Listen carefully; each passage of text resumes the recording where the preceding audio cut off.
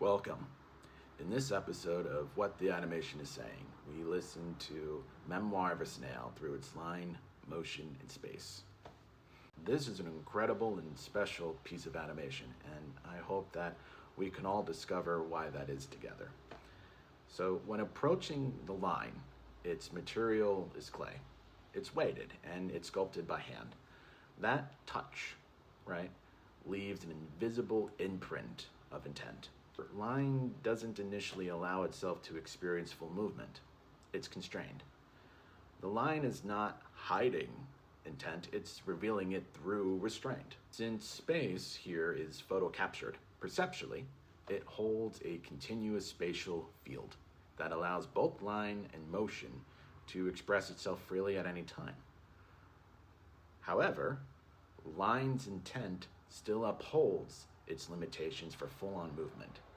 The animation is quietly revealing its own intent.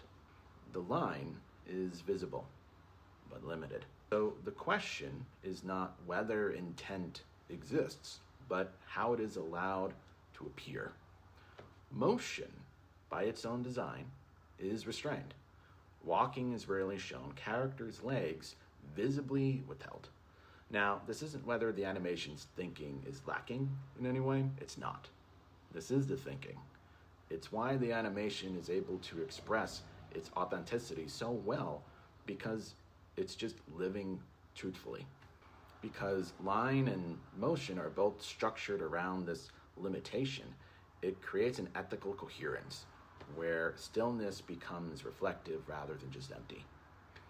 And this allows the animation's vulnerability to be read as legible rather than for it to be exposed. This makes us listen and stay rather than feeling too quickly. And when that feeling does arrive, it arrives beautifully. When Grace and Gilbert's father, Bill, takes them to the amusement park. Even though the father is disabled and wheelchair-bound, he takes his children onto the rides. It is here where line finally commits fully to motion, but only under one strict condition. Movement must be stationary. Bodies do not traverse freely. The world does. And here, in this moment, where Bill expresses excitement and his joy for the first time in years, it is shared with his two children who finally witness and partake in it.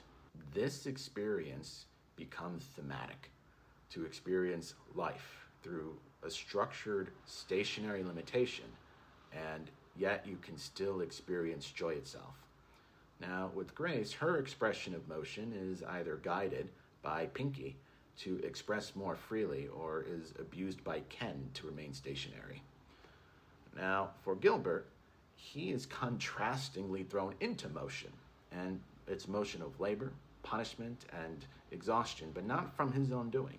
His escape requires destroying the restrictive space itself, allowing him to reunite with his sister. We are able to experience stillness with the characters that allows us to see the animation's vulnerability. And it is that vulnerability allows us to step inside the character's animation's disabilities and live in that truthfully.